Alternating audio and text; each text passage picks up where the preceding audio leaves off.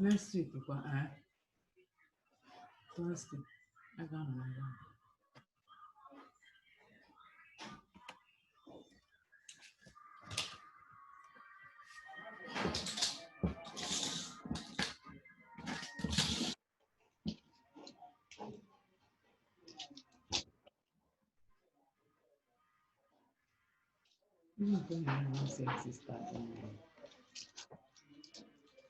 know.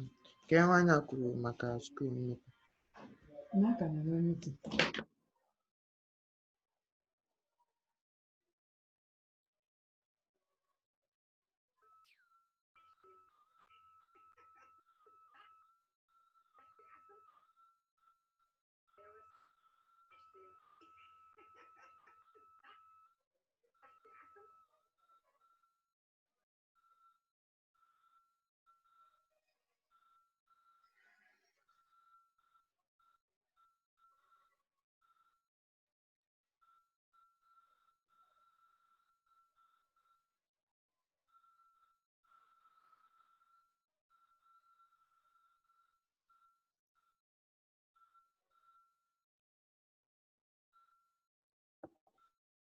Hello. Good afternoon, ladies and gentlemen, and on behalf of the Secretary General of the Association of African Universities, Professor Etienne Ehile, I would like to welcome all of you to the seventh module, the eighth module actually, of the faculty online training brought to you by the Association of African Universities.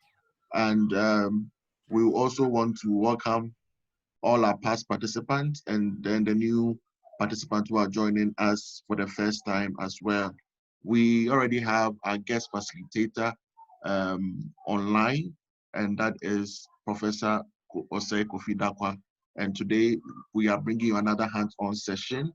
My co-moderator, Ms. Irene Dufie, is also ready. And so without wasting much time, we would like to invite Professor Osei Darkwa, who doesn't need an introduction because he's been with us for 7 good weeks, and today is the 8th week as well. We'd like to welcome Professor Darkwa to take over. We're going to have 1 hour and 30 minute session. We will not mute the microphones as usual, but we are kindly asking that if you are not officially asking a question, please keep your microphone mute so that we don't have interferences from the conversations you'll be having at the background. So Professor Osei Darkwa, if you can hear me, kindly take over, and thank you so much for being exceptional on this training. Thank you. Okay, thank you, and good morning, good afternoon, good evening, depending on where you may be on planet Earth. Today, our focus is on learning management systems. This is one of the terms that have been overused. So what I'll do today is I'll introduce the concept, and I'll share some few ideas about it. And as usual, I have my co-presenter,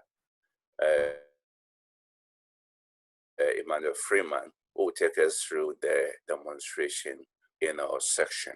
So let me see if I can share my screen. I have some few slides today for us to review. So let's see.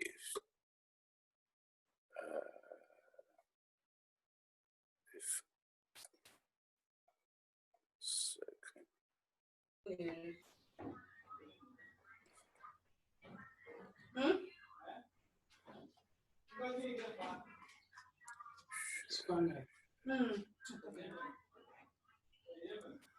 on for a second.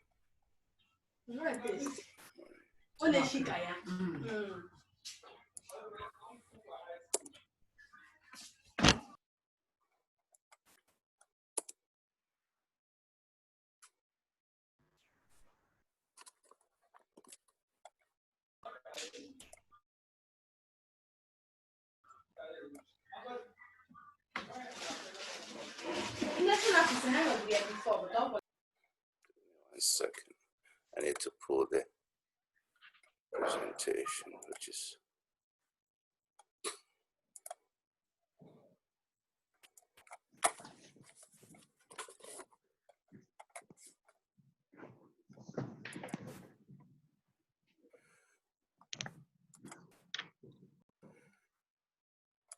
for some reason my screen is not sharing. I don't know if you have given me co-host status. Yes, Prof, you are co-host. Okay, all right, thanks. Let me go back.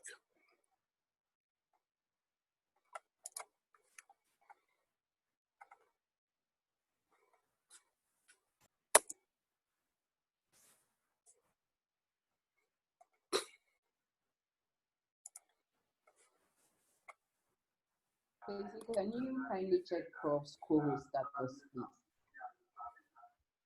Yes, Prof is co-host. Okay, just a second. I don't know why.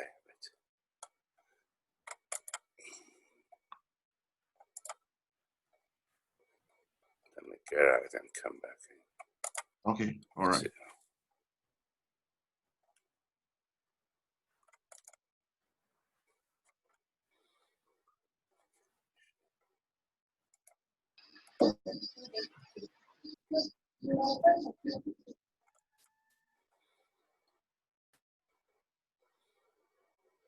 Okay, sure.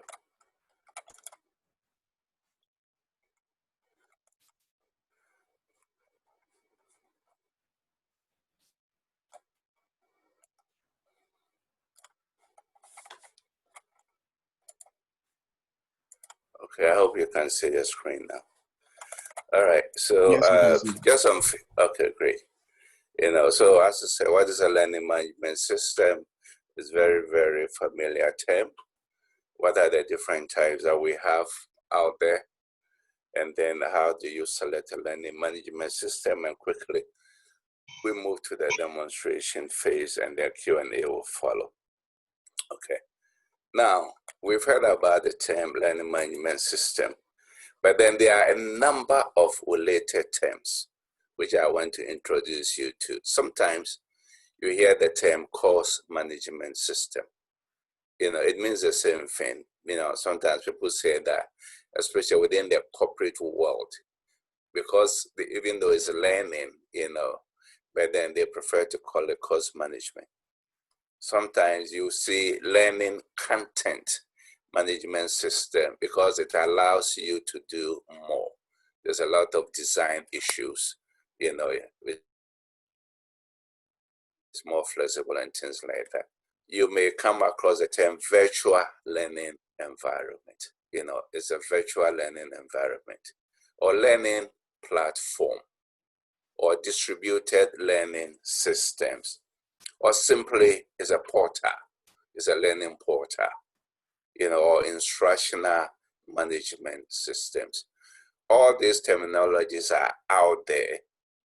They refer to the same thing, but in academia, the most popular concept that we use is a learning management system. Okay. Now, I always compare a learning management system. There are a bunch out there, and I'll introduce you to some of them, to like a house. You know, most of us may have a house or even a home. Within the house or your home, what do you have? You may have a sofa, you may have a television, you may have a fridge, you may have a bed, you may have a wardrobe, name it. So it houses almost everything that you have. Some may have more than others. You see, that explains the different types of learning management systems. Some allow you to do more things, than others. So remember this analogy: your house and the content within your house or a home. Some have swimming pools, and other fancy stuff. Okay, so again, it's the same concept. Some will allow you to do very, very fancy stuff, assessment, tracking, name it. So that is the same. Now, it's been variously defined according to Wikipedia. It's a software application for the administration, documentation, tracking, reporting, automation, and deliver educational resources, training programs, or learning and development programs. And it came directly from what e-learning. We've been doing e-learning, online learning, name it, over the years. But the learning management systems enable us to bring everything together, at a single spot.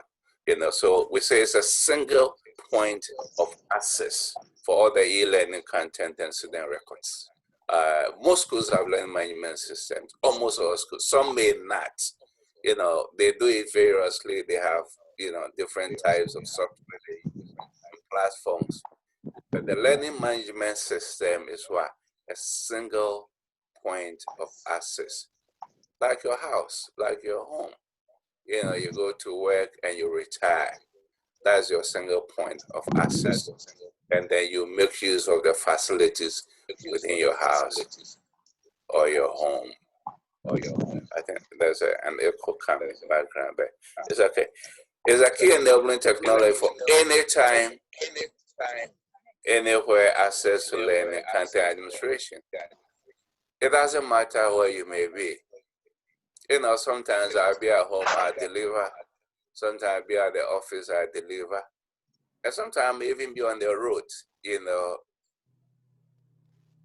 because I have my computer, which is internet enabled. I may have a tablet, which is internet enabled. Anytime, anywhere, I may be at the beach, I can teach my class. It gives you that single point access at any time, anywhere, access. That's the beauty of a learning management system. There are three main components, as we know. There's a concept of learning. Why do we call it learning? Because you use it to what? Deliver educational courses. There's a notion of management. It helps you to manage or organize, your content for your student. It's a system because it is a platform. It's a platform that enables you to, organize and manage and deliver all this. So it's a learning management system. You see, that's the whole concept. But who uses it? Anybody can use, a learning management system, especially if we're in the business of delivering what? E-learning. We know most educational institutions are what? They use businesses, sometimes they call it content management, because, they train their staff, they upgrade them, on their job training, and they have a platform, the employees will go into the platform to access content, and we have a lot of corporate training packages, and I'll introduce you to some of them. It may not be familiar, but they are all aspects of what? Learning management. Most NGOs or non-governmental organizations, they use that to train. Some may have branches all over. They may be working in multiple countries.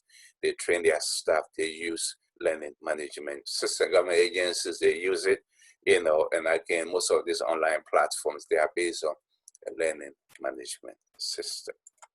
Okay, several benefits. This is just, a couple of them. Again, You know, we share a lot of data. Again, it's a single point.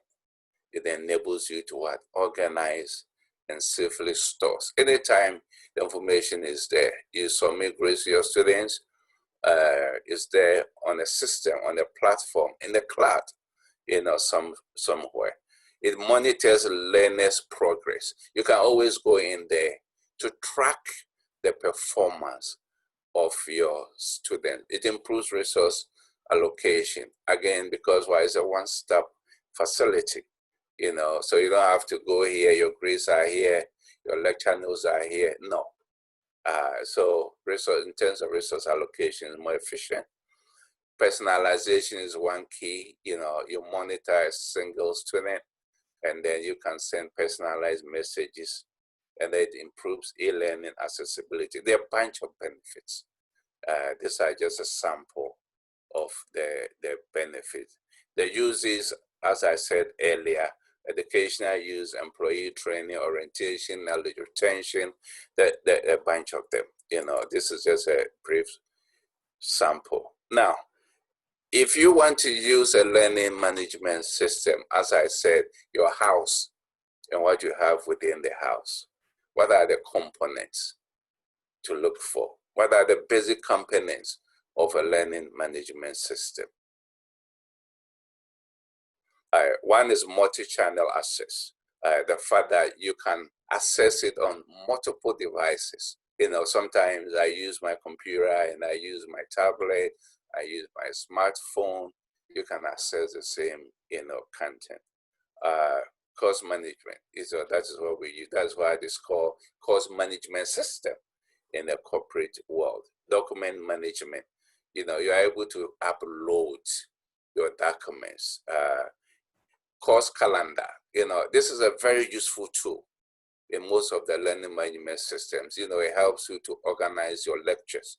You know, most academic semesters may be what? 14 weeks, 15 weeks, 1 week for revision, 2 weeks for examination and stuff like that. You know, so you put all that on your course calendar, just like this webinar. On my calendar, you know, I have this date, you know, I put an alarm on it. It reminds me, you know, and all that. So, you know, I will not forget. I know it's always there. And most learning management systems, they have this inbuilt. So especially deadlines for assignment submissions, you put it in there so your students know. You don't have to remind them. It's a great feature, you know, the calendar, especially within the learning management system. They have other social features. It enables you to do what? Discussion, threaded discussions and all that. Enables you to send messages to your students. You can generate a report and then also assessment. You can do assessment within your learning management system. And then, you know, you can feed it with the right responses. And then you don't have to manually create, you know, your assignment. You know, it makes life much, much easier compared to, you know, years back when, you know, you have a huge class and, you know, you spend hours and hours and hours creating. You can feed your answers, short answer, essays, whatever you want the system to pick and it to do the job for you. You can track students, their success. Some students may be doing well, others may not, you know, and then you can send them private messages. Personalization is another key feature. Sometimes you don't have to share everything with all your students. You know, again, you can single out a group or an individual and then relate to them. Privacy and security is key. You know, anytime you use a learning management system, what happens? You put in what your username, you put in a password, you know, and all that, you know, whether you are the administrator, you are the student, you are the faculty, the interfaces are different, you know, but it's secured. It has extended capabilities. You know, some of the LMS are free. It allows you to do stuff, but it limits you, you know, but most of them have extended capabilities, you know. So I say, I'll give you this for free, you know, just like most of these platforms that we have been demonstrating. there's always a free version, then they say upgrade for enhanced features. It's the same. So you can add on external tools. Some of them, you have to pay for it. That's how it works. Facilities what? Asynchronous and synchronous communication. We've talked about synchronous and asynchronous. Real time, this is synchronous. And sometimes, you don't need students to be online at the same time because of time zones. It's early morning in the US now, it's afternoon in your part of the world. So if it's asynchronous, I can relate to the content in my own free time. It allows you to do announcements. You send an announcement to your students, it's there. You can do email, you can chat, there's a mailing list, instant messages, and all that. And also, you can also use it for class management to register your students. Sometimes a school may have a whole office, they will enroll your students, they give you the list of your students, again, within the learning management system. So the timetable is right there. I know the challenges that institutions have, timetable clashes. You schedule multiple classes in the same room, students go, especially at first day of class. This is very familiar to most of us. But the learning management system will help you, to do that. So if there's a clash, there's a flag, red flag, it will tell you. So it helps us, to manage. Electronic office hours, these days because of COVID-19, most institutions are still locked down, So what do? You will set up virtual office hours, and your students can relate to you. You don't have to physically, meet them. And almost all the learning management systems, they allow us to, to do that. Security, is great. It's protected. As I said earlier, there's password protection and all that. It enables learner interaction. It used to be lecturer to student. You go to a classroom, you interact with your students. But now, with a learning management system, is lecturer to student, is student to student, because the students are using the platform. Sometimes a student may pose a question and another student will respond. And the student to content. Content is the information that you share, so it gives you more flexibility when it comes to interaction. Student to lecturer, student to content, and lecturer to content as well. Of course, I talk about reporting, we can bring reports and all that. So based on all these features, what do you look for in the learning management system? The ability to give you reports and analytics. Analytics is key these days, learning analytics. You want to track your students. You want to know how they are performing and why they are falling behind or they are excelling. Again, within the learning management system, it gives you the opportunity. Intuitive user interface. We have different types. We're going to talk about them in a second. But some of them, the interface, may be nicer than others, more appealing. Support services. Some of them, you would run into problems. But the ability to get a response when you have a challenge is key. So you also have to look out for this service. E-learning assessment tools. Some of them will allow you to do assessment, but what type of assessment? Some may be multiple choice, some may be short answer, some may be true, false, some may be essay questions, So what kind of assessment tools come with the learning management system? Gamification features. These days people use games in teaching and learning. Some of them have enhanced gamification features. You look out for that.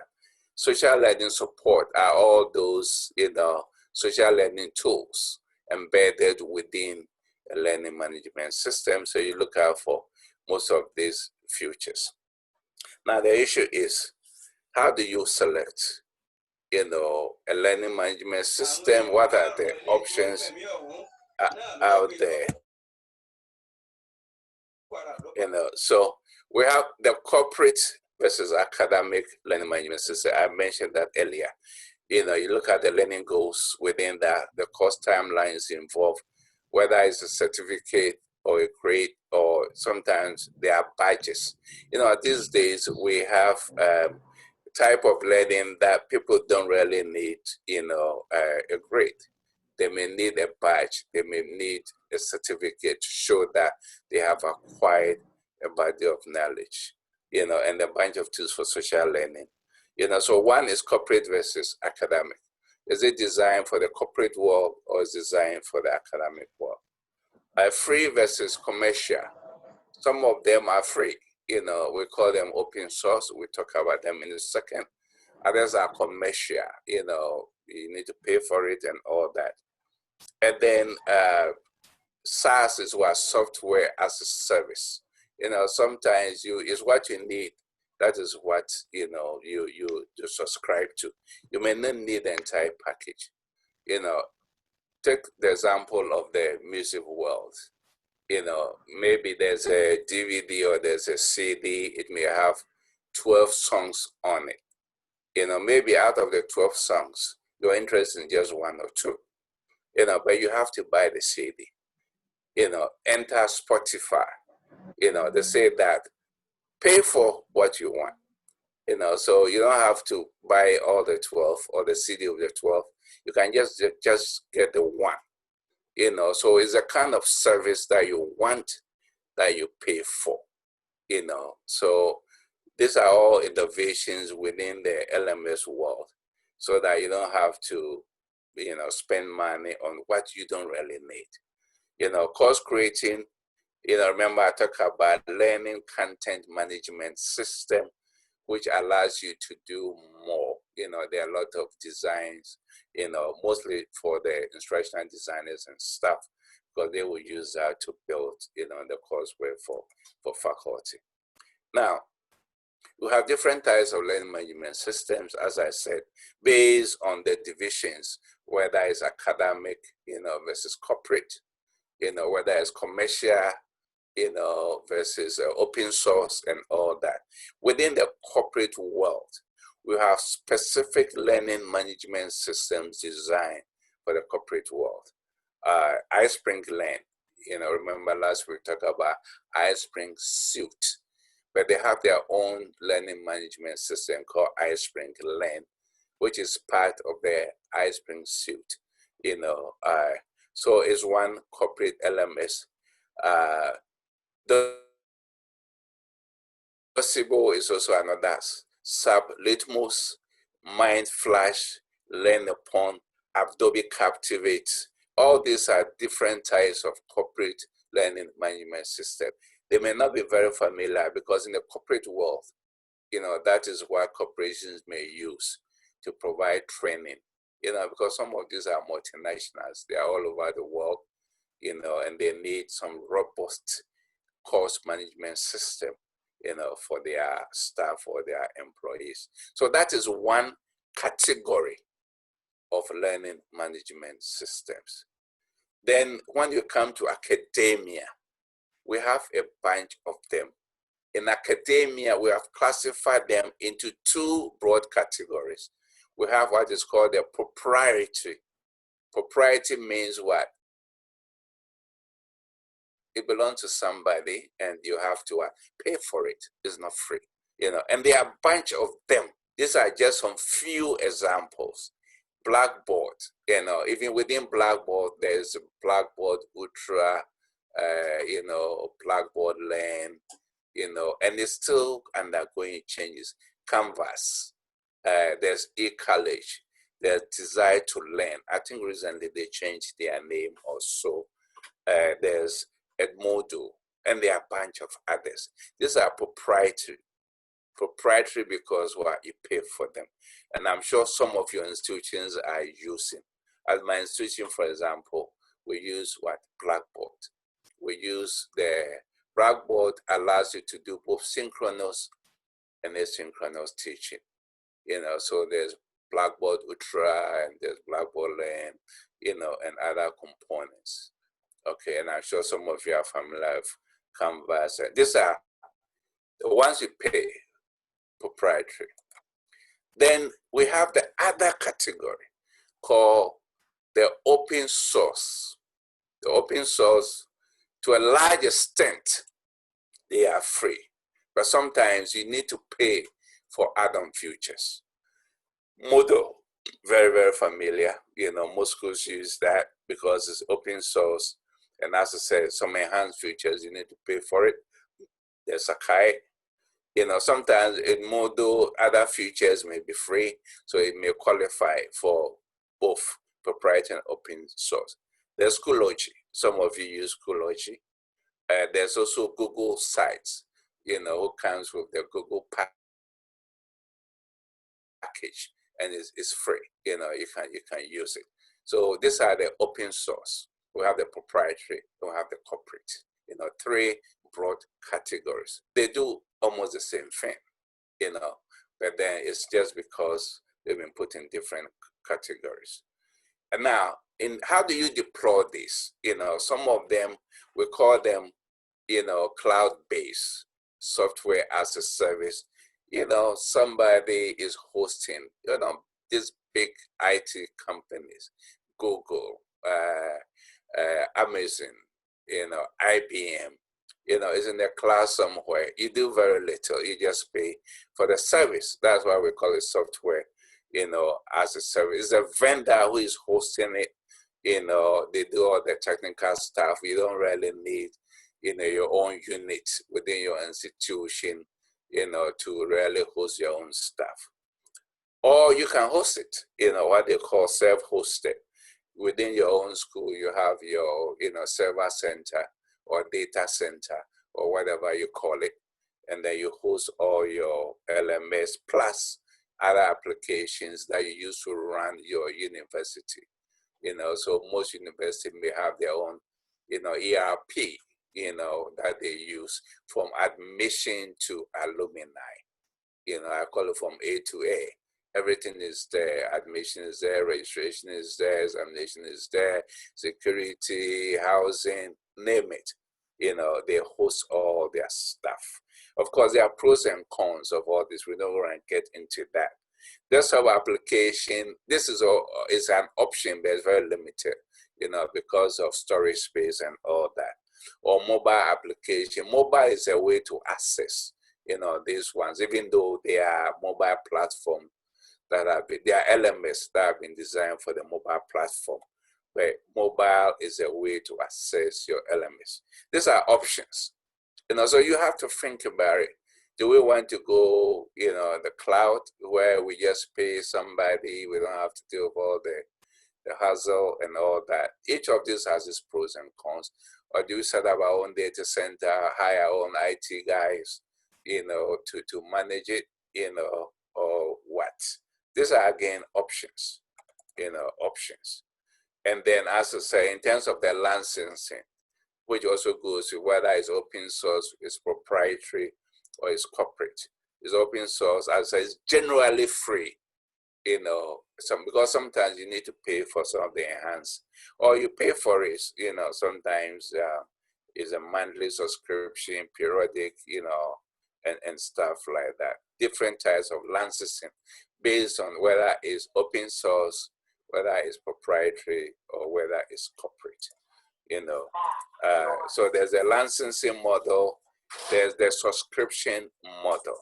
The licensing means that you pay for it periodically, and then you are granted, you know, access to it. So you have a license to use it. You know, most of this software that we use, you know, even most of the SASCA packages is based on licensing. SPSS is a good example. If it expires, you need to renew it. If you don't renew it, you cannot use it. Or you subscribe. Subscription could be per user or per active users. Again, they will say 100 users, you pay so much, you subscribe to it. Or there's the freemium. These ones are the free ones, you know, as I said earlier, you know, the open source ones where generally you don't really have to pay, for these ones. And then there's this one, you don't have to worry too much. These are LMS standards. This is meant for the techies. A standard is like a language. This is how all the LMS, how they talk to each other. Is it SCORM compliant? Is it AICC? These are technical stuff. I don't really want to get into any of these. So what I would do, I think I'm going to stop here. There are just a couple more slides, but we're going to share it with you. I want us to really get into the hands-on stuff. I talk a lot. This is not a new area. We're all familiar with learning management systems. So we need to see the demonstration aspect. So on this note, I'm going to stop sharing my screen here. And I'm going to invite my co-presenter, Emmanuel Freeman, who's going to come in and then, talk to us about the practical aspects of using a learning management system. So thank you, and Mr. Freeman, take it over. All right. Thank you so much, Prof. Good morning, good afternoon, good evening, everybody, depending on wherever you find yourself. I'm delighted to meet you once again, and also to add to the training some practical compositions as to how we can use LMS platforms. I will quickly share with you our official LMS platform that we mostly use for AAU training programs. We use this training platform, this LMS platform, last year, and I think somewhere early this year to reuse it. So you're all welcome, and I believe you are going to enjoy this whole navigation process. First of all, the adoption of LMS platform is mainly institutional driven, composition of university entire administration. For example, if your university wishes to enroll an LMS, there should be that collective engagement by all faculties, all schools, departments to fully embrace the change. Else, you can have an LMS platform which will never work. Of course, there are a lot of engagement that you have to put in place: faculty engagement, student engagement, provision of learner support systems, and other tools that we have to put in place to make our LMS platform fully functional. Like Prof said, there are a bunch of LMS platforms that institutions can adapt depending on which one that you want to use. So an institution can go in with the Blackboard, with the proprietary, or maybe rely on Moodle, which is free and open source, or maybe Sakai, okay, or Desire to Learn. All these tools are there for you to just download it, configure it, install it, and use it. In fact, if you lack any skills by your team, you can equally link up through AAU, through Prof. We can assist you to get one for your university. Like I said, if you want to teach online and maybe the institution is not having any LMS platform, then you can rely on tools like, say, Google Classroom, Schoology, and the likes. Okay, because that one, you can just generate a meeting ID and share it with your students, and they can join your class. But if we need it as an institution and there's an institutional drive for it, then of course you need to get the entire team who work on the LMS platform, train faculty members, train students, and train other administrative staff who work on the system. So like I said earlier, we developed this LMS platform using Moodle for AAU, basically for most of our LMS training programs. So we'll be using this most often for training. The previous training we had, we got some lectures on it and quite a number of them just to try. Unfortunately, I didn't get your list to have enrolled you on to try, but I'm just going to demonstrate it to you step by step. In the event your university has got an LMS platform, you can just log into your university's LMS platform whilst I walk you through how to use some of these tools. Well, Sakai and Moodle works somehow closer. Okay, so if your university is using Moodle already, you are just good to go because I am going to use Moodle. But most of these tools work hand in hand, just like other LMS platform, like adding activities or adding resources. They are all the same things, which can run on either platforms, either Sakai, Moodle, or maybe Blackboard. All right. First of all, when you are assigned a course to teach in your university, maybe you are teaching a course like, say, Management 101, or maybe you are teaching Introduction to Accounting, your university administrators, LMS administrator, will have to assign that course to you on your dashboard. Okay. So when you log in, let me log out briefly for you. When you log out and you log in, by default, it will land you on the landing page of your LMS page, depending on how they have configured it.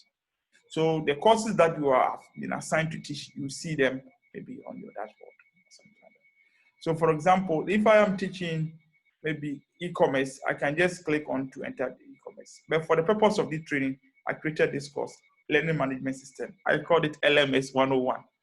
So I'm going to walk you through, as a lecturer or as a faculty, how you are going to use an LMS platform in the event you have been assigned a course to teach online or even blended or whichever way we find ourselves.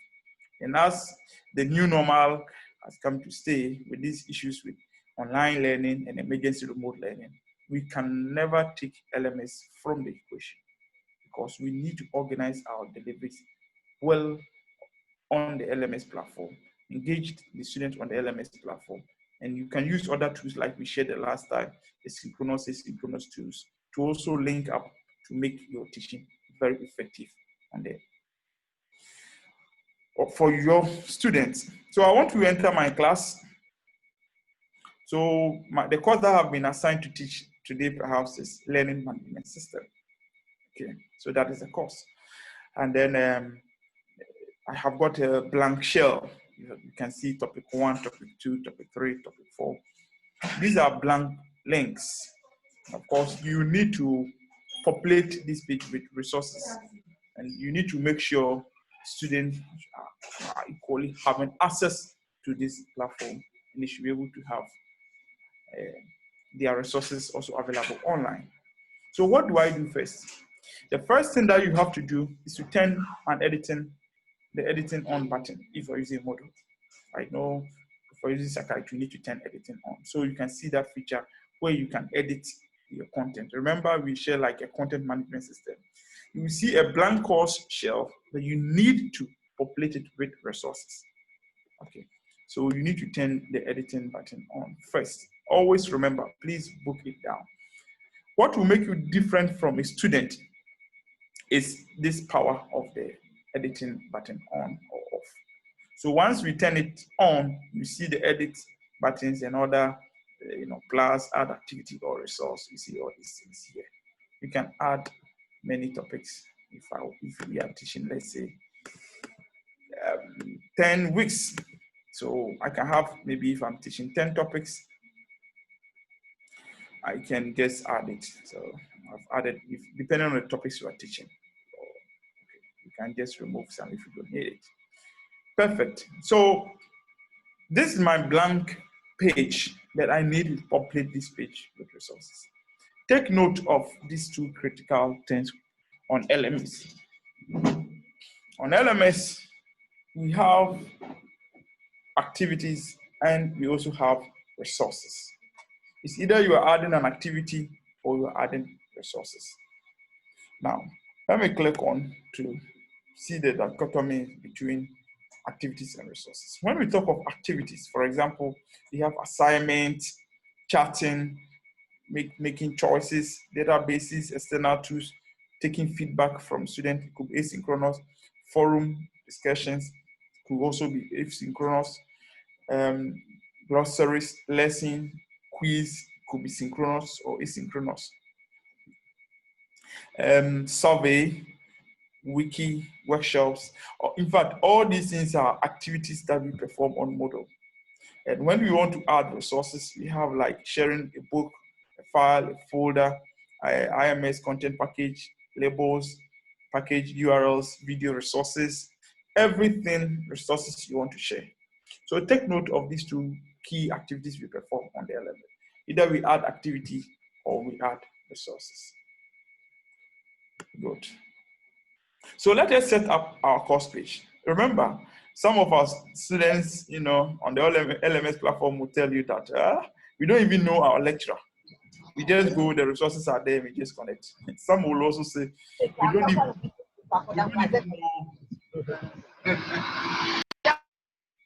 All right. We don't even know our classmates. Well, it's one of those things, especially when you are using online platforms. Okay. So let us edit the very first sections on our page with our name. Maybe you can add your picture, then brief bio about yourself, your telephone number, your office location, your email address. Okay. Just to introduce yourself to the student so they will know that they are not only dealing with computers, but they are also seeing their lectures online. They can also reach their lectures. So it's the first thing. Now, take a critical look of these things. You will see each topic has got a frame. Okay, you see a rectangular frame from one side to the next side. These are all, sections. Okay, these are all sections. And you have to populate resources within the sections. All right. So I want to first edit the very first section. Okay. It's just a normal edit, and you are good to go. So let's edit this section. Okay. By default, you need to uncheck this button. By default, it's general, so you need to check it. So for example, if you want to say, welcome your students to maybe, welcome to LMS class. So you can put that as the caption, and then you can indicate here who the lecturer, or when we are teaching online, we don't call you a lecturer, you are just a facilitator or something. Okay. So you're a facilitator, so maybe you can add your accolade to it or something. All right. The same thing that you have been doing on Microsoft Word, you use the same thing here. If you are professor, indicate yourself, professor, so. All right.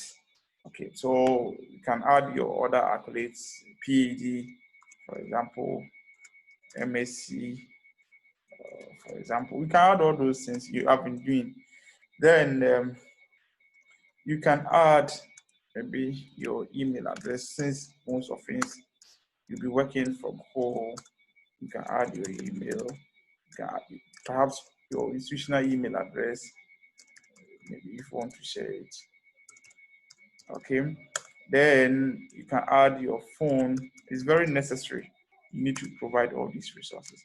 Really. Okay.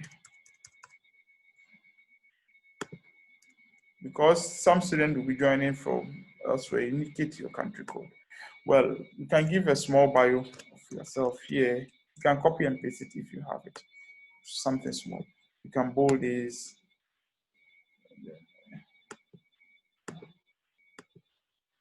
And then once you are done, you can just click on Save Changes. All right. So you can see the very first section of my page has been populated with some resources, with my details.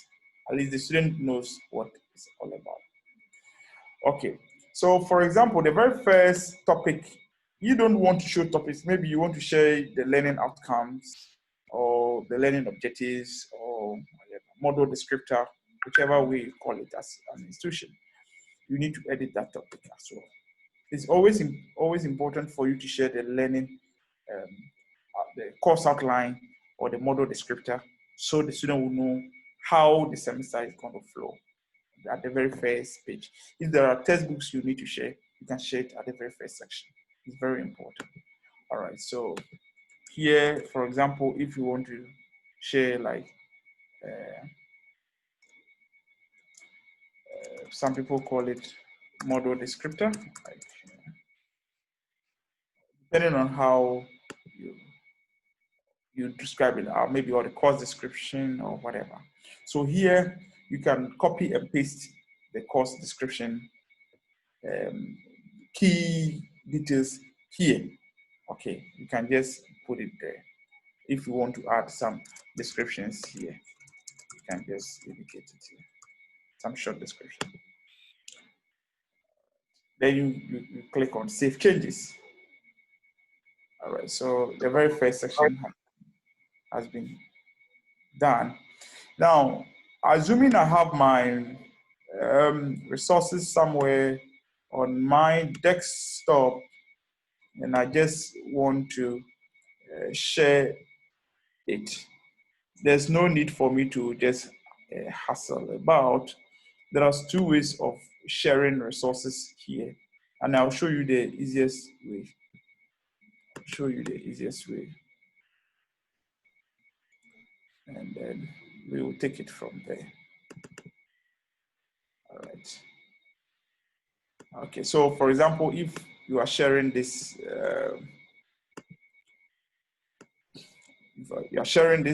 file, you can just drag and drop the file here.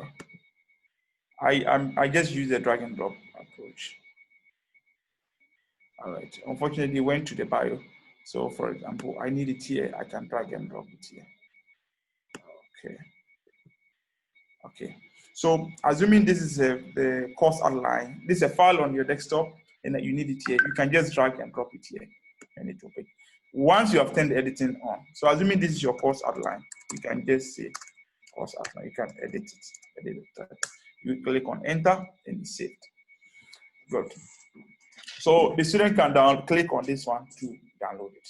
Please take note, a lot of facilitators make this mistake of just pulling a lot of resources for the student, just uploading resources, just sharing resources without telling them what exactly the particular resources are. You need to always give small description to guide the student on their learning journey. All right. So for example, this is our course outline. You can just put it here. Assuming you have other learning textbooks that you still need to share as part of the key learning descriptor or reading materials, which does not relate to any topic. For example, if you have this paper, you can just drop it here. All right.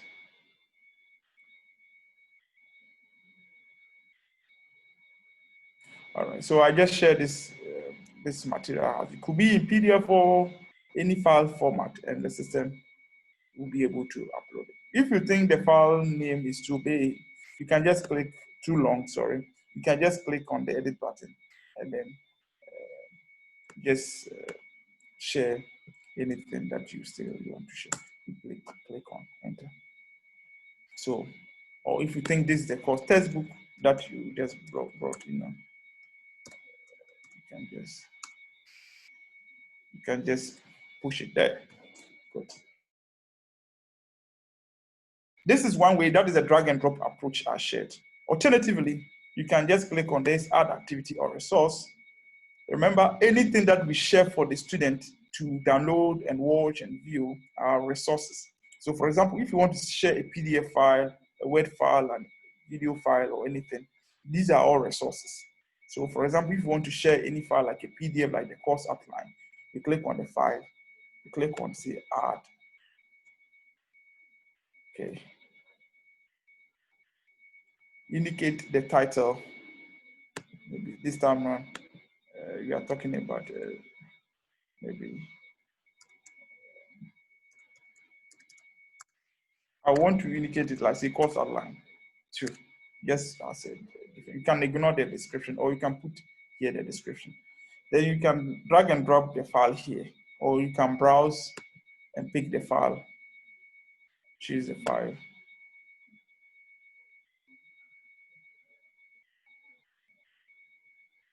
Okay, so you now have to look out for the file.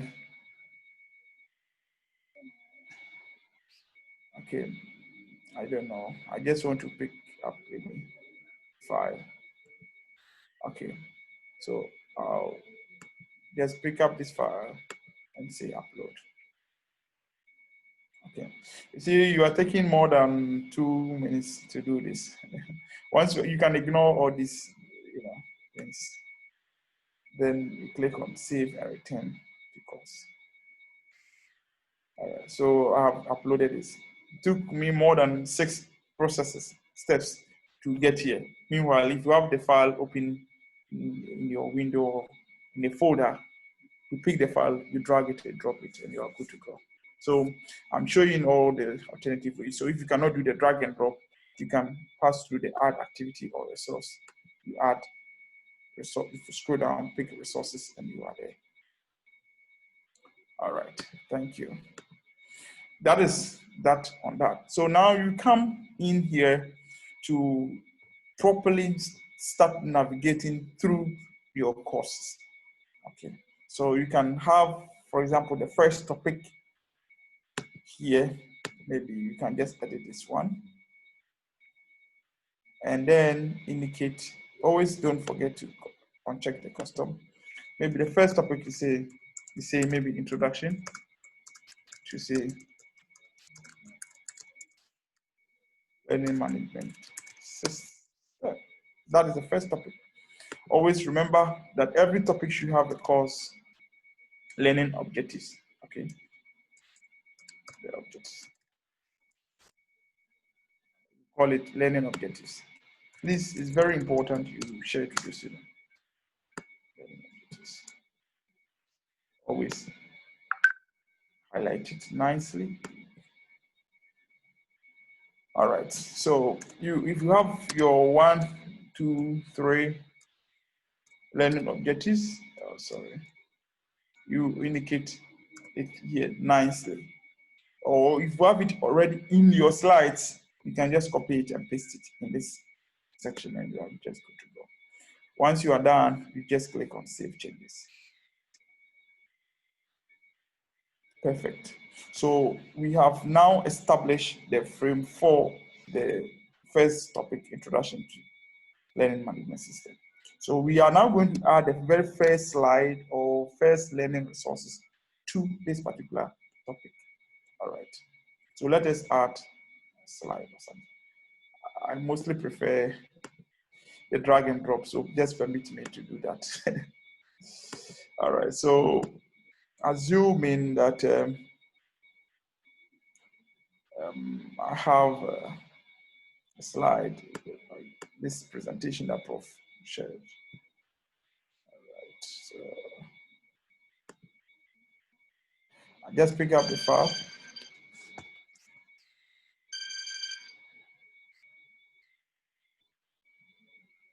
Okay. All right, it's uploading. All right, so this is the notes. This is the LMS introduction note that I'm sharing for my student. Okay, so if I want to say the lecture, maybe lecture notes 1, LMS, or maybe introduction to LMS, I can edit it nicely so the student will know that this is the first lecture note and this is what I have shared. All right. Perfect. Now, once you are done adding your resources, like if it's a PowerPoint or anything, you can add as many as you can if you think that particular topic, that particular resource relates to the topic. It is very, very important. Some lecturers will go and upload maybe there are 5th lecture notes under the first lecture topic that they shared. It makes the student confused and they wouldn't know where to even touch. Okay. To some lecturers, they will decide to even do what we call the bulk release approach. When they are done with this first topic, then they enable it. So here, you can see here, hide topic. Okay, so for example, if I have not yet treated topic 3 and I don't want my student to see anything there, I can hide this topic. So when the student comes, they will not see it. So we say hidden from students. However, you can populate it on the LMS platform and they can all see it because of different learning pace of the student. And if you are also employing the flip approach, of course, you need to make the resources available to the student at least 2 weeks or a week even before you are going to introduce that particular topic to them. So they can have access to your materials even before they enter the class, so they can read ahead of time. So depending on how you want to position yourself and how to deliver your course, it is still possible. All right, so if you want to share the topic, you can just click on to show topic and you are good to go. Well, so this is that on the how you can share some of these resources. In the event that you have got a topic on a video tutorials on, say, LMS, okay, maybe you want to teach, you are teaching people on videos on say Modular or LMS. Let me even put it, videos on LMS. Add Modular. Assuming you want to watch something like that, you can just Google that one. I'm sharing my screen. All right, so I can watch this video tutorials here. All right, so when I click on this link, it takes me to YouTube. Well, I want my student to also watch this video tutorial before they come to the class. You can just skip the advert. All right, so if I want them to watch this video, how do I go about it? All right. So I can just highlight this and then just copy the URL. Normal copy URL. All right, so I am done. I will now come to my LMS page. I want to insert these video resources also within my model without downloading the whole video to the model site. Okay. If you have the video already, you can just drag and drop it here and it can upload. And it also depends on how your institution now drive, capacity to accommodate. Okay, so we also need to be very careful what we upload. Somebody will go and upload close to about 10 gig video for students to watch. Of course, it's good, but you are only occupying a lot of space. Meanwhile, you can push it on YouTube and direct the student there. Or if you have got an institutional drive, maybe one drive, you can get it and then link it here, depending on what you have. Good. So let us add video resources to this. This time around, we are linking URL to this page. So we use URL. So we click on add. Click on add. All right. So you indicate the title. So, sorry. So this is a video. Always indicate if it's a video so the student will know. Okay. So this is a video on intro to maybe the LMS.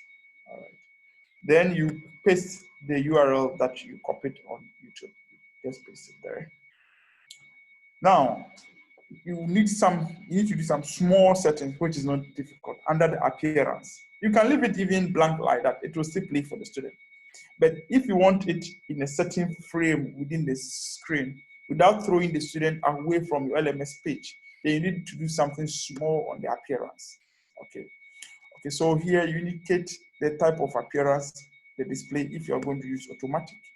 By default, it's automatic, or embed, or open, or in a pop-up. The pop-up will show on the screen alone. If you want to use embed, it will embed within the frame within your page, or open, it will open in the browser for you. So mostly I prefer the embed, and you have got the default frame there that you can always establish. All right. So once you are done, you click on save and return to course. Always don't forget to save and return. Good. So this is the video link I just shared. Okay, this is the video link I just shared. And you can just click on this link as a student, and the student can click on this, and down, this is the video we shared on YouTube. So you notice the student can watch the video here. Welcome to this new session of the course. Okay. The student can watch the video here nicely without going to YouTube. Okay. And this integration makes the learning experience very, very easy. And see Moodle's place in the universe. Yes, you can pause it. Perfect. Now, so you can add as many as possible video resources that you have. If you are also teaching any course, engineering, mathematics, computer science, any business, there are other good resources online that we can always rely on, like the IIT, the India Institute of Technology page, the MIT Open Courseware, Open Culture. There are a bunch of learning resources we can get from these top universities and other top universities that are much into open, and they have shared their resources open to the world. And you can gain some of these resources, being it notes or video resources, to any topic you are treating. For example, if I am on YouTube, for example, and I want to get a video tutorial or maybe a video lecture on, let's say, IIT, and I want to learn data structures and algorithm, computer. You see a whole professor here, for example, who have taught this course from lecture 1. You can see from lecture 1. From lecture 1 to lecture 36. Okay, they did this project to share for people all over the world. So people all over the world can equally have access to some of these resources, and they can, play, watch, and stuff like that. So if I want to embed this video, for example, all I will have to do is just copy the URL like I shared, and again come to the course page, add activity or resource under that particular topic. If that topic relates to the topic you are sharing, you just pick it up there, you indicate the URL, you click on add, just for change sake. Then you indicate maybe data structures video.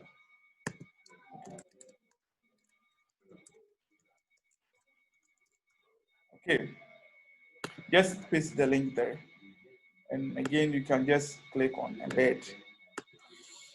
Then you are just good to go.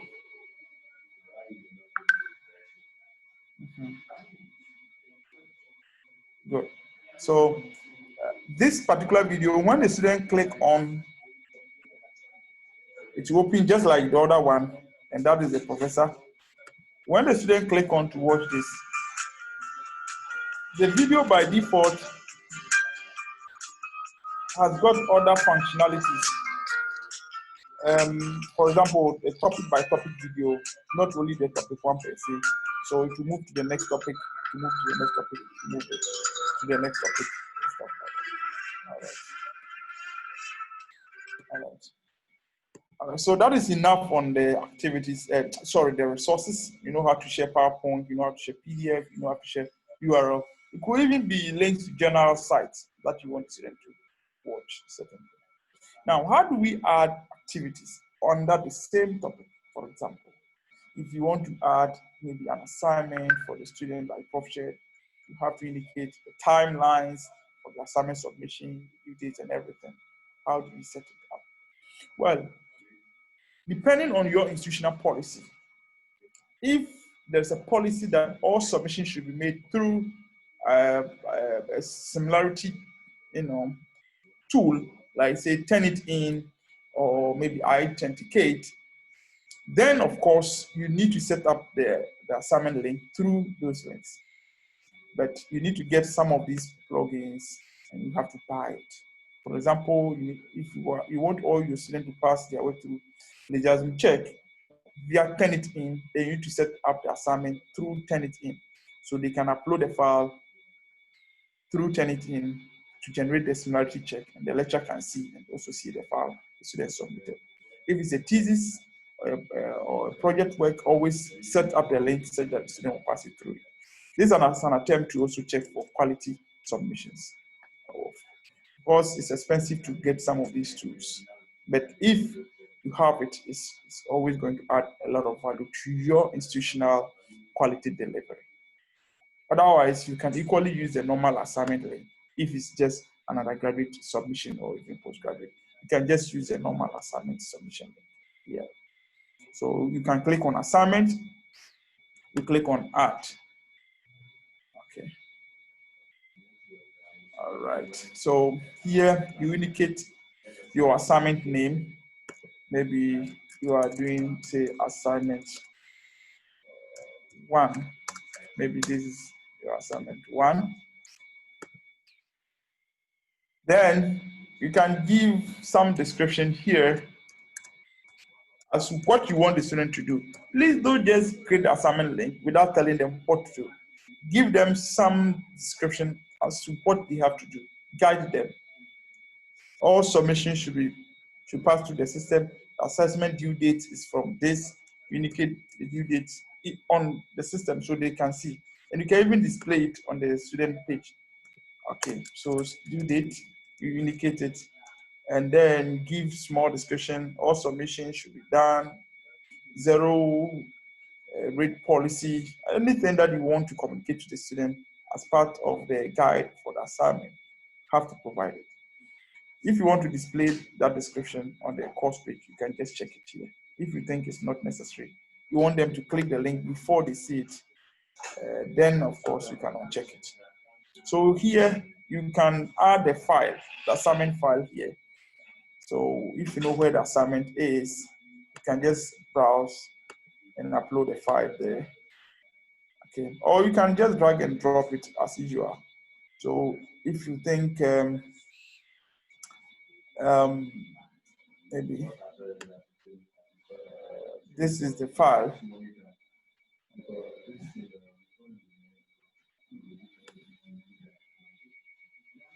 Okay, so assuming this is the assignment they have to upload, then you can just push it up. All right, so that is it. Then you indicate the submission date. So when do you want to submit? By default, mostly Moodle gives 1 week threshold for submissions. So you can just indicate maybe from, say, today, 23rd July, what time do you want to set up this? Maybe you want the student to start submitting this work by, say, 3 o'clock, and you want them to submit this work by maybe 25th, maybe Saturday. What time? Mostly you can set a time at an appropriate time, maybe 11:55 maybe p.m. I know that by that time, even if you are going to work, you might have come back to do. Of course, you set that time up. Then you can set up a reminder date if you so want. And we have here the cutoff date. Now, when you check, by default it's not checked. When you check this cutoff date, this is where you enable submission post or due dates. For example, if you want the student to submit the assignment on the same day you want every student to submit, then you need to indicate your due date as same as the post date, maybe the same time. Okay. But if you want to say give 1 day or 2 days amnesty period for the student to, submit for obvious reasons that our student will give, I'm sick, I was at the hospital, I was doing that, all those excuses. If you want to accommodate it into consideration, you can give a post date of, say, maybe 5 days or 2 days. In some institutions, there's a policy on the post date submission or the cutoff date submission. Some students, some institutions do 10 marks deduction for each day. So for example, at my side, if you submit any work late, you get 10 marks deducted from your point. So you have 10 days post submission. Okay, of course, if the max is 100 and you are spending 10 days to submit, then you are going to get 0 already. Okay, so we have got all these submission dates, well defined within the system. And you have to set all these things up. And when you think Moodle should remind you to mark. Now, what type of submission you want by default? File submission, or you want them to answer the questions online? It's also possible, but mostly they will do it on their desktop and upload it. If you want to check for the online, you can indicate even the word limit as to how many words they can submit online, depending on how you want it to be. All right, so you can also indicate the maximum file. You can even leave all these default settings up. Then the maximum file they can upload, you can leave all this fast up. With the grading, you can leave it by default, it's 100%, you can leave it and everything there. All right, so once you are done, you just click on save and return to course, and your assignment link is created. Perfect. So this is the assignment link that the student can just click on to join. The last thing that I will share with you is how then do you also engage the students? All right. As to how do you view the submissions they have made? As a lecturer, all you need to do is just click on this button here, and you will be able to see the participants in your class, the total number of students enrolled for your course, the number of students who have submitted, and the number of students whose work is graded. This was the instruction for the question, and this will say the question. Then you can just click on this grade button. You see the students' work. Okay, so you at this page, for example, if any student has submitted, you see the student name at the right-hand side, and then the file is submitted at the left-hand pane, the PDF frame. Okay, so you can see here and put the score for the student. Okay, we don't have any student enrolled yet, so we assume that it's a blank sheet. Perfect. Now, the next thing that we will have to do is to engage them through collaborative engagement by using asynchronous forum discussions. Last 2 weeks, we touched on forum discussions and how we can use forums to engage our students. And we touched on asynchronous and then the asynchronous. Okay, and we shared with you some tools we can use. On the LMS, we can equally use some of these tools as well. Okay, so how do we do that? Forums are activities, and you have to add an activity. So you see here, forum. Then you can click on say add. You can click say add. Okay, so Hello, Mr. Freeman. It appears yes, your volume or your voice is dropping a bit. Okay, is it better now? Yes, it is. Thank it's better. You. Yes, it All right, is. thank you. Perfect. So you have to indicate your forum name. For example, if this is say your forum 1. Okay. Now, at the description portion, you can just type in the question that you need to discuss as a class. For example, if you want to pose a question like say, why do you, maybe, why is LMS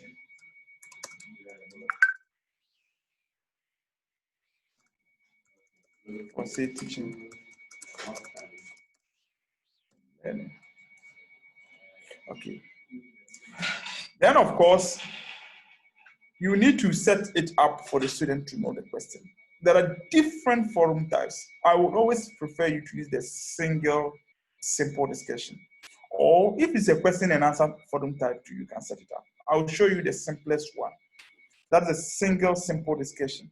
With the standard forum, it's also good, but any of your students can equally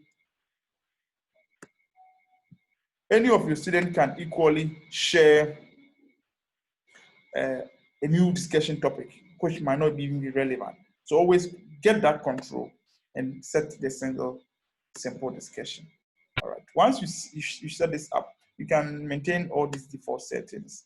Okay, you can just maintain all these default settings.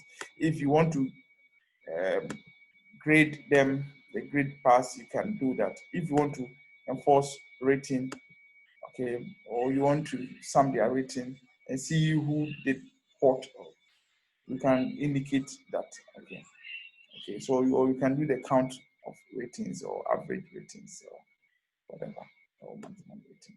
You can just, if you want to do the type of scaling point as in 100, you can leave it. If you want to set a time for even for the forum, you can set it, or you can leave it blank.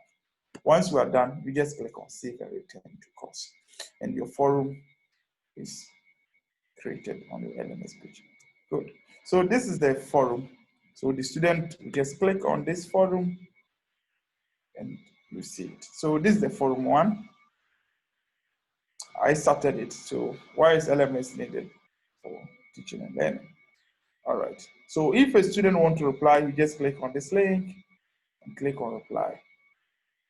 All right. Good. You can just add your post. Always avoid issues like I agree with Freeman, I agree with Prof, I agree with that. Okay, tell the student to construct their own knowledge. And always add questions such that they cannot just copy the feedback from Google and paste it. Always give a constructive, forum discussion so they can construct their own knowledge and something. If they want to attach a file, they can do it and then they can post it to the forum. Okay. And another student can come online also and then post to the forum. And it keeps on moving and moving and moving and moving. All right. So this is a typical example of a forum discussion that we can just link up and then use for our students. Good. The last thing that I will show you will be how we can use this LMS platform to conduct exams, assessment, like online quizzes and other activities. Okay, remember all these things are also activities, and we can use it to conduct quizzes online as well. Okay, but then I want to believe people are with me. I just don't want, I'm only talking.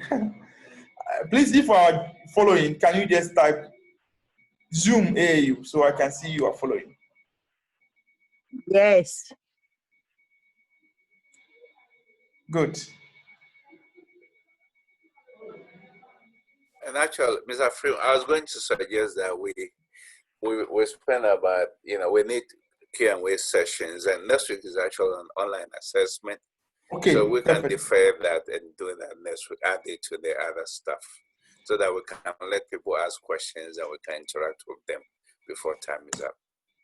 Perfect. Okay. Perfect. All Perfect. right. Perfect. Yes. All right. Then on this note, I will say that everything that we need to know about LMS and how we can set up our LMS pages, I think we have touched on here. So we started from how we can populate the page, our course page with our basic information, okay, your names, whatever. Then you indicate your model descriptor. Then the first topic you are teaching, maybe introduction to whatever the topic you are teaching. Then the next one will be the next topic. And you just don't have to drop the files there, the slides, like some lectures are just sharing, putting files there, just sharing files.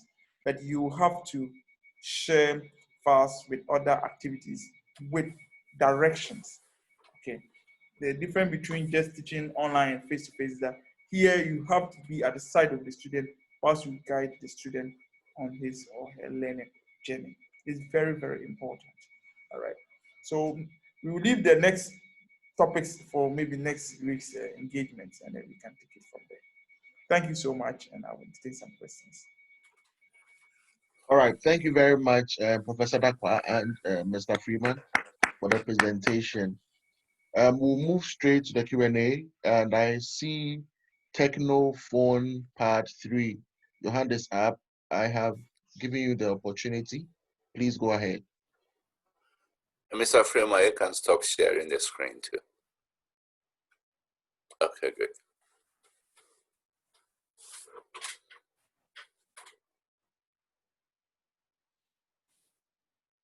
All right, if you have any question, you can just put your hand up. I will enable the microphone.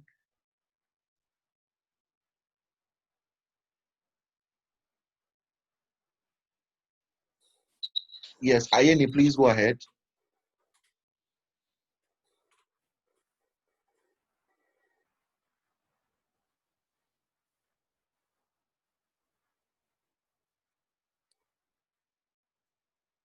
Ayeni, please go ahead. You have the floor. Oh, sorry, I just unmuted now. Great. Good afternoon, Prof, and good afternoon, Mr. Freeman. It was a wonderful presentation. My question is for Mr. Freeman. This forum for discussion with teachers and students, what if you have a large class, very large class up to 100 students or like 80 students, like in the GST classroom? How do you manage the discussion? Because when you now put the question, many students will start answering. And then how do you identify which student to talk to at a particular time? That's my question. And then secondly, we've been trying to pay for the certificate from Nigeria here, but it's not giving us the Naira currency. So I don't know how we can take care of that. Thank you. All right, thank you. We'll address the certificate issue at the end of the presentation.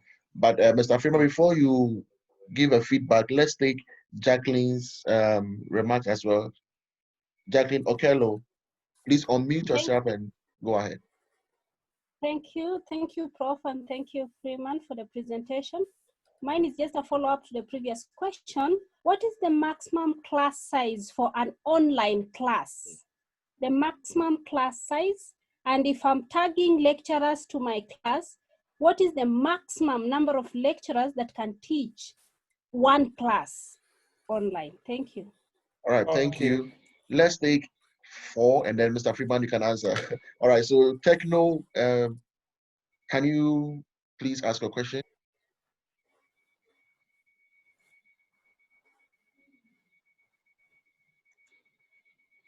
All right, Mr. Freeman, please. Hello.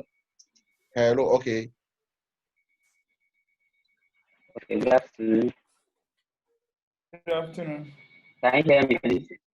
Yes, we can hear you. Okay, I was actually okay, I was logged on to another system before now. Can you put your video off so that you have some internet strength? Yes, please put your video off and ask your question.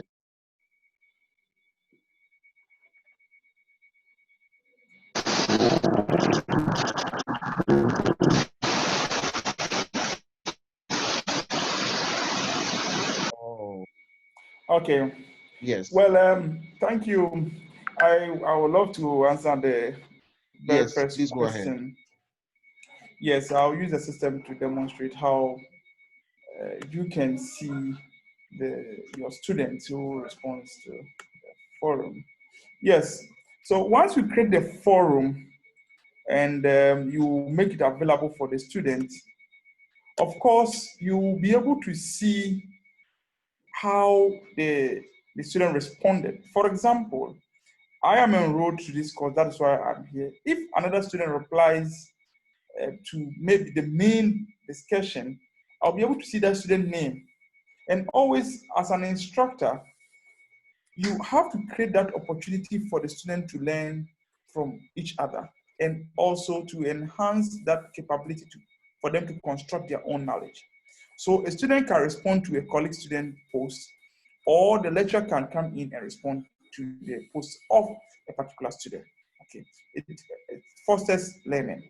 But for you to just ignore any post that the student posts, then of course you may not have upper hands to see even how the discussion is flowing. As a lecturer, you have to come around. If another student have replied to previous posts, maybe you can just add your voice to it, or you can just ignore it and give your general response to also some of the posts that you have also given. So of course, you can see the student names and you can reply specifically to a particular student's post. Well, with the total number of class with a question that Moodle or this LMS can take, I can tell you that this system can take as many as possible the students that you want to teach. I have taught a class online with more than 600 students, and I managed to handle the whole class online, and it's possible. Now, you need to structure your course very well, such that you have that free flow. So you are perhaps the only one teaching, or you are teaching with 2 lecturers or 3. Of course, if I want to add another instructor as part of this course, I can equally add it. You can have about 2 lecturers doing it, but you all have to harmonize the course delivery. For example, if you're using the same course outline, everybody should have the same thing. Then you have to be on the same page. Okay, so it's also possible. Even at our side, we have different campuses, maybe 5 different lecturers teaching the same course on different campuses. They're using a common platform. It's still possible. So you can equally use the LMS platform for that. And there is also one feature in Moodle, we call it cohorts. Cohorts. Maybe at an appropriate time, I will explain that aspect also to you. For example, if you have about 600 students, you can separate them maybe 200 on each cohort. You see it here, cohort. Okay, so for example, if you are teaching A, B, C class, you can create a cohort and push the very first 200 students to that cohort, and then put the next 200 in another cohort, and then next to another cohort. Yet they all see same resources, they see different activities that you can post. Okay, so for example, you can decide to add a cohort. Maybe later I'll walk you through the LMS administration. So those of you who are interested in the LMS administration, maybe we can walk you through how we do these things. But for a lecturer, all you need to do is to come to the page, see your course page, and start delivering. Okay. If you are teaching in different groups and sessions, you should be able to know the session that you are teaching and the kind of interaction that you have. So, of course, you can have about 5 or even 6 lecturers teaching the same course with different cohorts, and you can have more than 300, 400 students in the same class. They might be in different cohorts. So it is possible. I hope I've answered your question. Just a quick, to add to what you said, it also depends on how you are teaching. Is it synchronous or asynchronous? If it's synchronous, you are right there, so the discussions, you may want to limit that. But if it's asynchronous, then of course, once you get into the system, you know who has posted, and all the names will be there. That's one. Then the other aspect is the type of forum that you establish. Some of this forum, you have to ensure that the student will post before they can respond. So just like Mr. Freeman demonstrated, there are different types. Others you can just post, and you always have to give them guidelines. As you say, you can't just say, oh, I agree, and things like that. No, they have to be guidelines. So all these are factors in monitoring the kind of discussions, whether it's live, synchronous, or asynchronous, and also what type of forum have you established for the class. Thanks. Thank you very much. We will take the final set of questions. And Lasisi, please go ahead.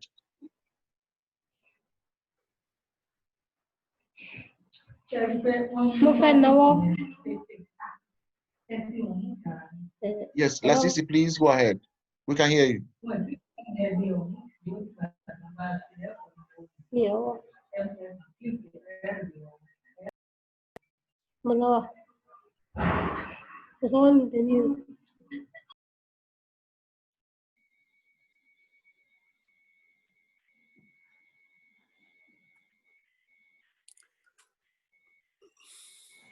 Muni, are you asking a question? If not, please switch your video off. Let's speak. James, please go ahead.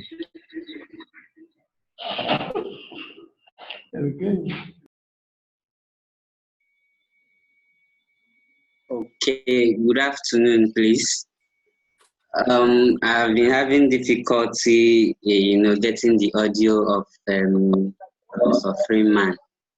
And I was just going to make a little appeal that the recorded lecture be forwarded to my email. That is on one hand. Then on another development, I have difficulty getting the Naira equivalent of the listing in the registration portal. So I don't know if that can be addressed at the same time so that we can see the equivalent of the $50. The Naira listing is not showing. Okay. Okay, James, All right. So a quick response to that is yes. the Naira account will be sent to you, but the equivalent is 18,500 Naira. That is the equivalent, 18,500 Naira. We'll send you a CVC account, which is a Naira account where you can do a direct transfers, even from your mobile phone into a Nigerian account. So if that's okay with our Nigerian participants, we can work on that. So if, James, you've registered on the list of those who want the certificate, I will quickly send you this information. Okay, Right. and please, before I go, how long is it going to, as in, what time do we have to finish the registration? No, the registration is just you providing us details of your name, and then we'll put on the certificate. And then when we do that, immediately you send it after our modular sessions, you would get your certificate. Thank you. Okay, all right, thank you very much. All right, thank you very much. May I kindly request that the questions be directed towards the presentations we had today. If you have any other question concerning certification and others, we would really attend to that. Thank you, James, for your time. Let me pick that off. Omolara. Omolara, if you are ready, you can please have the floor. Yeah, thank you very much for this presentation. Thank you, Prof. Thank you, Mr. Freeman. Now, you talked about student-to-student engagement. But on the module platform, what you put us through, we say that it is only the lecturer that can edit content. Now, what if a student wants to initiate a discussion? He wants to initiate a forum. How does a student do that? That's my question. Thank you. Thank you very much. Let me pick the last person. Muni, are you asking a question today? Muninat Bolanle. Yes. Yes, please go ahead. My question, thank you, sir. Thank you very much for the presentation. My question is, my class is always, it's very large as 2,700. And sending this or uploading lectures before response may take a very long time for me to download, pick, look at each response and send one after the other because it's very large class. Is there any other way?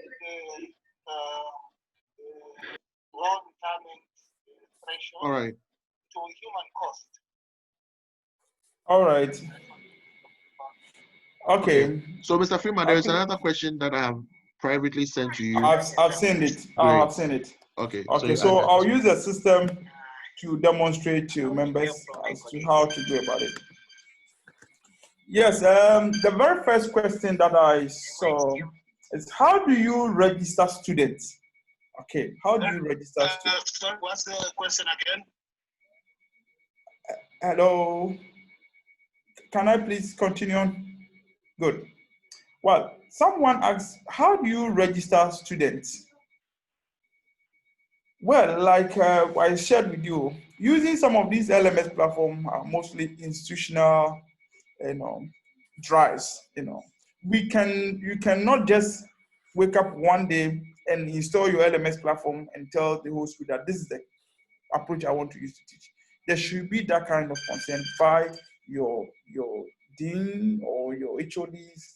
In fact, there should be that acceptance level, because you need to fetch the student records, the student information to your LMS page. Okay, so for example, when you come to the system administration, you'll be able to see this site called account users, and you can add users. So this is where we add users as an administrator. Okay, you can browse the list of all users on the system. So mostly these are the people on the system. Okay. So these are users, and you can add new users to the system. But adding a user to the system doesn't also give that opportunity of assigning a course to a user. So how do you go about it? For example, the course that I'm teaching, this LMS 101, if I want to enroll a student, a lecturer can equally do that. Or the institution administrators can also do that for the lecturer. So you click on the users, then you see enrolled users. Okay. When you see enrolled users, you can just click on enroll users. Then you can see the list of students. You can just search them. Okay, for example, these are our friends in Cameroon. They came for a meeting, LMS training the last time. If I want to add, say, Professor Osei Darkwa, you see his name here, I can enroll him here. Okay, I just enrolled him. If I want to enroll this person as a student, I can enroll as a student here. Or you can just assign a role as a lecturer if the person is a lecturer or if a manager. Okay, so there are ways of enrolling students. This is one way of doing it. Or you can do the batch upload. So you can see that all these students have been enrolled to the course page. Very good. Now, a question was asked about how do you check on analytics and how do you see the analytics on the LMS page? Yes, it's possible. Well, as a lecturer, you see on your course page what we call reports. Okay, reports. Okay, so always you click on the reports, there you see live logs and you also see activity logs. Okay, so for example, when you want to see all the logs on activities, you can click on that.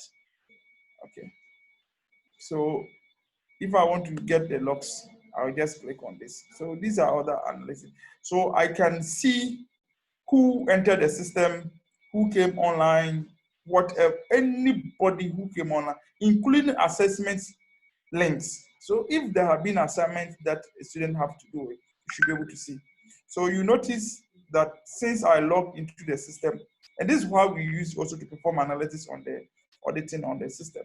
So I started this system at 12:17, and from the time I touched the system till now, the system will keep actively every log, every little thing I click on, the system will record it as part of it. So they will, event that student will complain that I went to the system to submit my assignment and the link was down, I couldn't log in, and it will not happen. You come to the logs, you will see the total number of students who have even attempted to submit something or have not even come to the system at all. If there are people who want to flood the system and try to hack it all, you can just check this analytics here and you can view it. You can generate the log in any format that you want. It could be in Excel format, CSV, or whichever form you want to generate. If you want to see the logs on activity completion, you can see like assignments, like other things too. So you can see all this in the course outline, textbook, how many people access it. You can see all these people. So like Prof. Darkwa, like I just assigned, he hasn't come online to do this. If I come online, I will see that yes, all these things are checked. So I can tell confidently to a student that you are not learning, and I can see. The student will say, why, how did you know, sir? I came online and you have not even attempted to log in, least to even download any file on the system. Okay, so these are part of the analytics that Moodle does for us, and it's very powerful tool to use. And you can use that one to check on performance. All right. There was also a question. So these are other forms of analytics that you can generate from the system. Anything. And if you want individual analytics, you can equally get it. It's also possible. Okay. For example, this course, we did it at AAU training, the e-commerce. Let me see. It's a long time that we did this. But so there were a lot of resources they shared here. Now, if I want to check on the participant, for example, this man is, I think, a professor in Nigeria also. Okay, so I just click on this person's name. way back, and if I want to check on all his logs, including everything he did on the system will be able to generate it for me, and you can just see it here, and the type of all the hits you did on the system. Okay, you can just see it. You can filter it to see which. Other than I would have seen it in graphs on the page. So you can see the hit. The whole of this year, he never came online. Okay. The last time he came to the system was 5th December. Then that was all. Okay, so there are things we can just perform on the system. And the last question was on how can a student initiate discussion? Well, like I shared with you and Prof also added, depending on the type of forum you want to set up. For example, if I want to set up a new forum, forum is an activity. Okay, so forum, you click on the add. Okay. Then if I indicate, let's say this forum 2. Sorry. Now you can leave the standard forum for general use. Okay, you can just leave it and leave the description. You can leave it, but then you have to click on the save button first. I didn't post the question because I just created the forum link to create opportunity for anybody in the class to create the discussion. Okay, in this case, anybody in the class can add a new discussion topic. Okay, so you can now indicate the subject. Maybe you are making a discussion on COVID, and maybe LMS. So LMS. Then you type the question here. Then you can just say post to forum. Okay. So now this link has been created. It was started by me, Freeman. So if you click on, come to the page like this, okay, just to start. All right. So this is the forum 2. You click on the forum 2. It wouldn't show like the previous one where you see the question and just reply. Okay. Here, you can just click on the discussion that anybody has posted. Okay. Click any of the discussion that I've posted. View the question and then reply. Okay. Then reply. So this particular person is assuming the lecturer can reply, or if it's a student, can equally reply to this post. Okay. Alternatively, the student can go back again to the same forum 2 and add in a new discussion topic as well. So another set of students can do it. That is why I shared earlier that if the lecturer wants specific discussion and he wants all the students to do either synchronously whilst you are delivering, then you can set it up so everybody, or if you want to leave it open and asynchronously, you can just set it up. Anybody can add it anytime, then the student can give, fine. But there should be clear guide, else you come here and you'll be discussing topics which are not even related to what you are teaching. And as a lecturer, you have to be cautious about it. All right, thank you so much.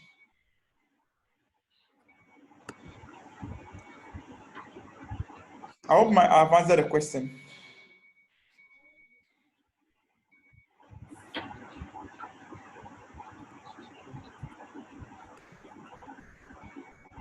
Hello.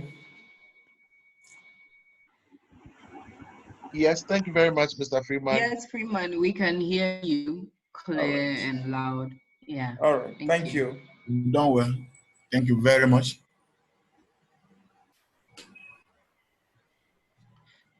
Okay.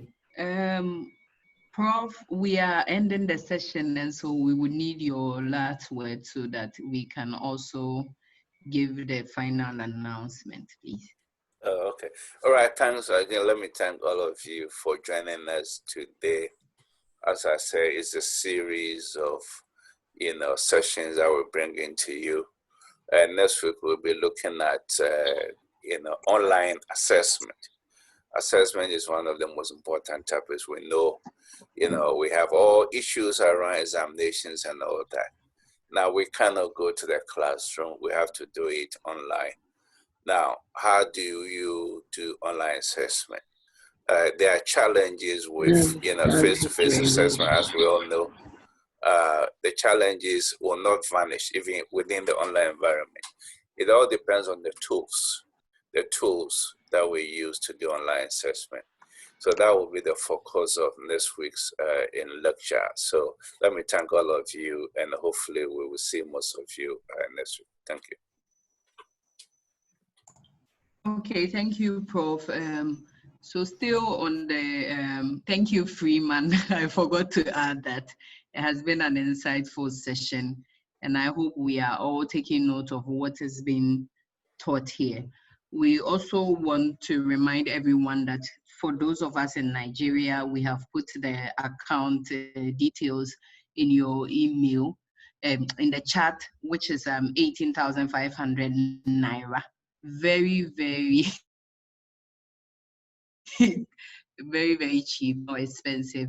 Kindly make your payments and then send the receipt to us and our emails, and then we'll quickly work on you getting the certificate. Someone asked if it was just for one model, but no, it's for all the models that we've done. That is what we are charging the $50 US for. For those of us in Ghana, it is 300 cedis. We would quickly put out the MTN Momo number, mobile money number. If you are not comfortable with the account numbers, we will send it to you so that you can make the payment. So please check on the emails that we send you. We would list all the details for you to know. And so without much ado, we will call it a day. We wish you a fruitful day and enjoy the rest of your evenings. Thank you very much for joining us. On behalf of the Secretary General, Professor Etienne Ehile, we thank you for joining us. Bye. Thank you. Bye. Thank you. Thank you. Bye. Thank you very much. Bye. Bye. Thank you. Thank you. Bye. Bye. Thank you. Bye. I really enjoyed this. Everybody. Bye.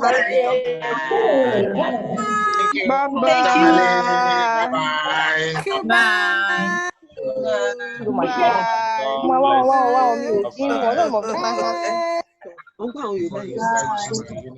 This kind of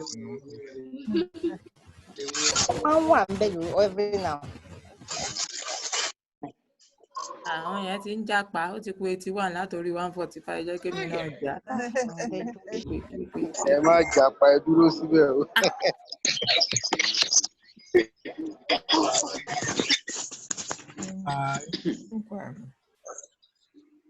Dubai.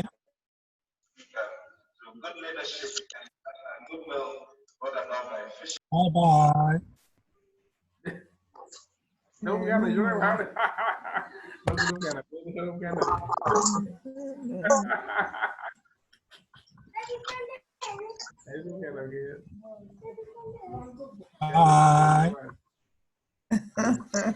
Bye. Bye.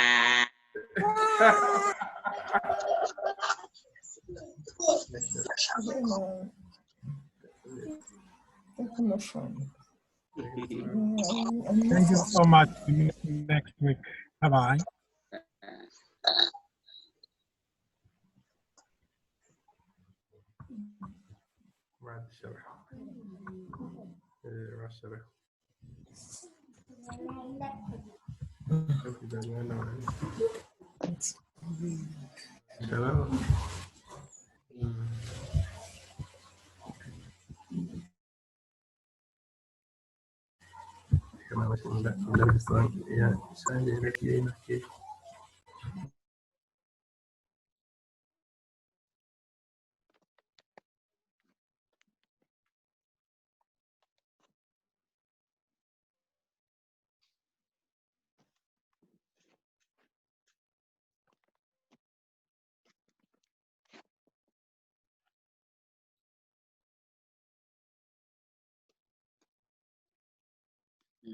Okay.